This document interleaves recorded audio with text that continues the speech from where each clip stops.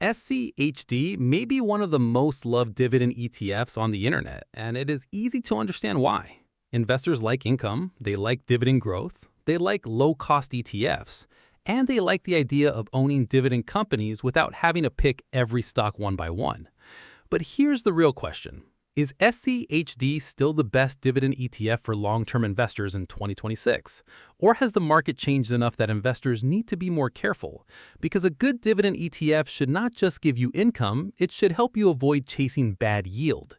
So in this video, we are going to look at what SCHD actually is, why investors love it, where it can work, where it can disappoint, and how it may fit inside a long-term portfolio. SCHD is the Schwab U.S. Dividend Equity ETF. It is designed to track the Dow Jones U.S. Dividend 100 Index. In simple terms, SCHD owns a basket of U.S. companies that pay dividends and pass certain quality and fundamental screens. So this is not just a random high-yield fund. SCHD is trying to combine dividend income with dividend quality. That distinction matters. A high yield can look attractive, but if the business is weak, that yield can become a trap. SCHD also has a very low expense ratio of 0.06%, which is one reason long-term investors pay attention to it. So the basic idea is simple. SCHD is a low-cost dividend ETF built around quality, fundamentals, and income. But to understand why it became so popular, we need to look at what investors are really looking for. SCHD became popular because it feels boring in a good way. It offers dividend income, it has a focus on dividend growth, it uses a quality screen, it is low cost, and it is much simpler than building a portfolio of individual dividend stocks. For many investors, that is exactly what they want. They do not want to chase meme stocks. They do not want to analyze 50 different dividend companies. They do not want to buy a stock only to find out later that the dividend was not sustainable. SCHD gives them a simple dividend framework inside one ETF. That is the appeal. But popularity does not make an ETF perfect. So the next important question is how SCHD actually tries to avoid bad dividend stocks. The important thing about SCHD is that it is not only chasing the highest yield. That is a big difference. The index behind SCHD looks for dividend-paying companies with a record of consistent dividends and fundamental strength. That means the goal is not just bigger yield. The goal is better dividend quality. This matters because dividend investors can fall into yield traps. A yield trap happens when a stock looks attractive because the dividend yield is high, but the underlying business is weak. If the company cannot support the dividend, the payout can be cut, and when that happens, investors may lose income and capital. SCHD's methodology is designed to reduce that risk. It does not eliminate risk completely, but it tries to focus the portfolio on stronger dividend companies. And that leads to one of the most important dividend investing lessons. Yield and dividend growth are not the same thing. Dividend yield is the income you receive today compared with the price of the investment. Dividend growth is the ability of that income to increase over time. Both matter, but they are not the same. A high yield today may look exciting, but it is not useful if the business cannot support it tomorrow. On the other hand, a lower starting yield with stronger dividend growth can become more powerful over time. This is why dividend ETFs should not be judged only by current yield. Investors also need to think about business quality, payout sustainability, dividend growth, and total return. SCHD tries to balance current income with dividend quality. That is one of its strengths. But SCHD is still not the same thing as a total market ETF. So now we need to compare its role with funds like VOO and VTI.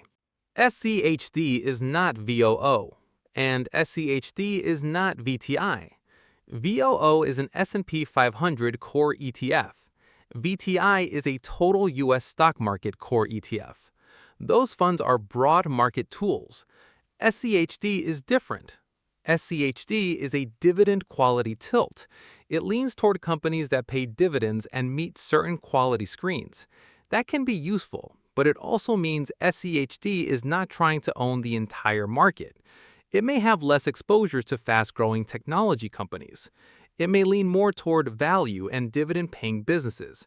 That can help in some markets and hurt in others. So SCHD can complement a portfolio, but investors should be careful about treating it as a perfect replacement for a broad market core. And this brings us to the first major risk. SCHD can lag. SCHD can underperform. That is not a flaw. That is part of the trade-off. When big tech leads the market, SCHD may look boring. When growth stocks dominate, SCHD may lag. When investors are only chasing exciting themes like AI, software, and high-growth companies, dividend ETFs can feel slow. This is important because many investors love SCHD during calm markets but become frustrated when growth ETFs outperform. A boring dividend ETF can look disappointing when the market only wants excitement. That does not mean SCHD is bad. It means investors need to understand the role. SCHD is not designed to win every market environment. It is designed to provide dividend quality exposure, and because of that design, it also has sector and methodology risks. SCHD is diversified, but it is not neutral. That is an important distinction. The fund owns many companies, but it follows a dividend methodology. That means the portfolio can have sector tilts, it can have a value bias, it can have a dividend bias. It can miss some great companies that do not fit the dividend screen, and the portfolio can change when the index rebalances. So SCHD is not the whole market. It is a filtered portfolio. That filter is the reason investors like it, but that filter is also the reason it may behave differently from VOO or VTI. This is why investors should not only ask, is SCHD a good ETF? They should ask, what exposure does SCHD actually add to my portfolio? And they should also remember that dividend income is not guaranteed. Dividend income is not the same as guaranteed income. That is one of the biggest mistakes dividend investors make. SCHD reduces single company risk because it owns a basket of dividend-paying companies, but the dividends inside the fund can still change. Companies can raise dividends, they can hold them flat, they can cut them, and the ETF price itself can still fall. SCHD is not a bond, it is not a savings account, it is still an equity ETF. That means investors get stock market risk, dividend risk, sector risk, and valuation risk. The advantage is that SCHD gives investors a disciplined dividend framework. But discipline does not mean no risk. And that is exactly the kind of balanced ETF analysis this channel is built around. This is the kind of no-hype ETF breakdown we focus on at Boring Money Wins.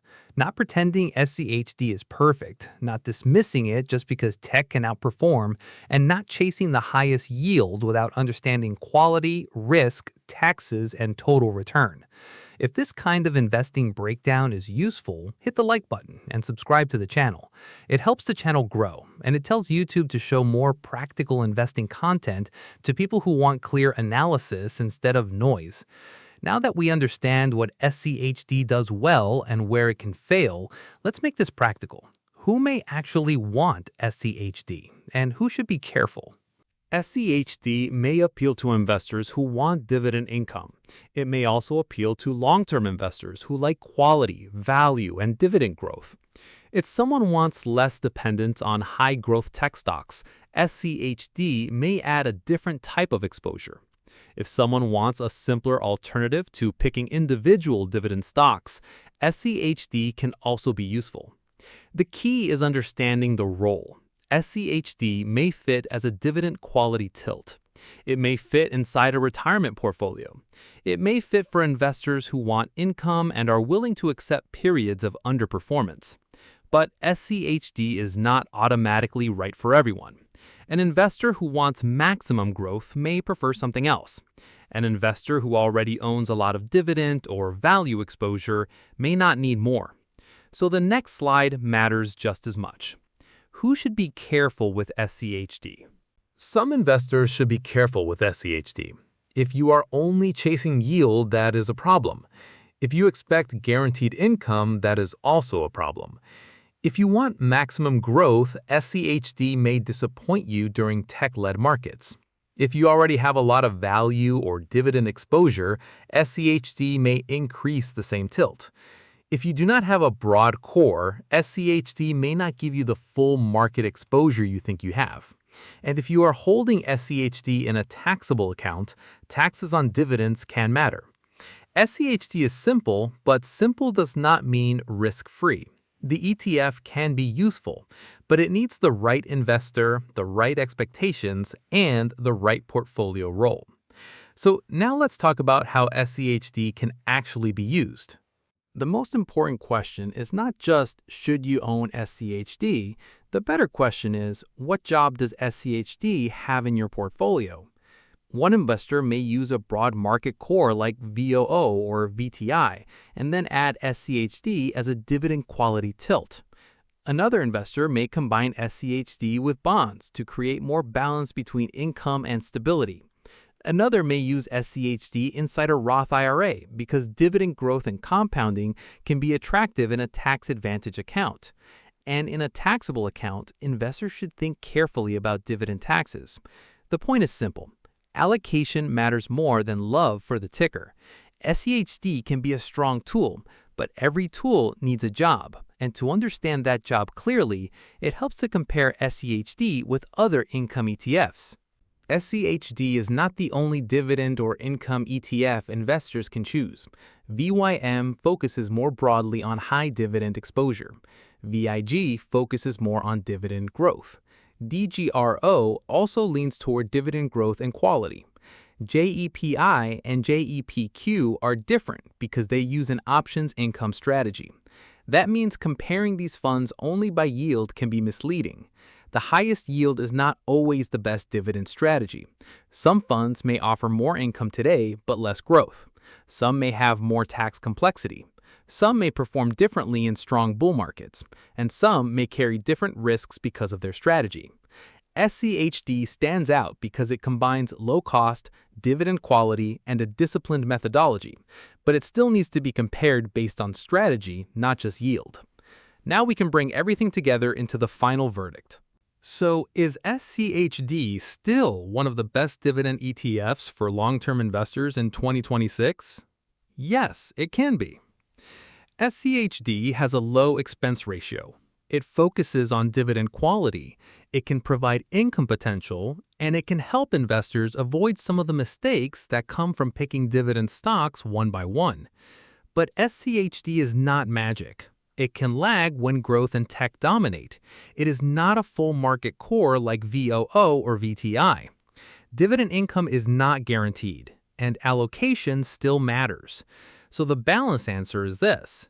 SCHD can be an excellent dividend quality tool for long-term investors, but it should have a clear role inside the portfolio. Boring dividends can help, but only if the portfolio survives. Boring money usually wins because boring money usually survives.